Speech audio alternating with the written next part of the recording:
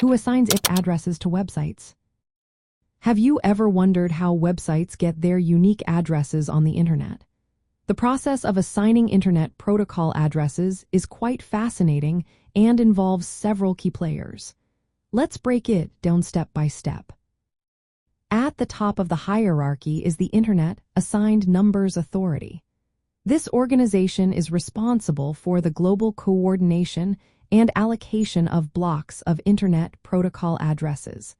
They distribute large blocks of these addresses to regional Internet registries. Regional Internet registries manage the distribution of Internet Protocol addresses within specific geographic areas. They take the large blocks from the Internet Assigned Numbers Authority and break them down into smaller blocks. These smaller blocks are then given to Internet service providers and hosting companies. Internet service providers and hosting companies are crucial in this process. They receive blocks of Internet Protocol addresses from the regional Internet registries and assign specific addresses to individual devices, servers, or websites. For example, a web hosting provider will get a block of addresses and then assign a unique Internet Protocol address to each website hosted on their servers. Now, let's talk about how these addresses are assigned. There are two main types, static and dynamic.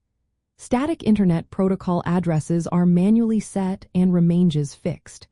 They are often used for servers hosting websites, ensuring that users can always access the site at the same address. On the other hand, dynamic Internet Protocol addresses are assigned temporarily. This is done using the Dynamic Host Configuration Protocol, which automatically allocates addresses from a pool when devices connect to the network. While dynamic addresses are common for personal devices, web servers usually have static addresses for consistent accessibility. For websites, having a static Internet Protocol address is beneficial. It provides a stable address for domain name system records to point to, making it easy for users to reach the site. Hosting providers or server administrators typically configure these static addresses. To summarize the assignment process, the Internet Assigned Numbers Authority allocates blocks to regional Internet registries. These registries then distribute addresses to Internet service providers and hosting companies.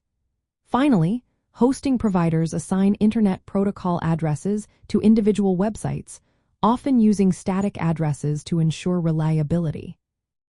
Understanding this process is essential for anyone involved in managing domains and web hosting. The Internet Protocol address is what connects a website's domain name to the server where its content is stored, allowing users to access the site online.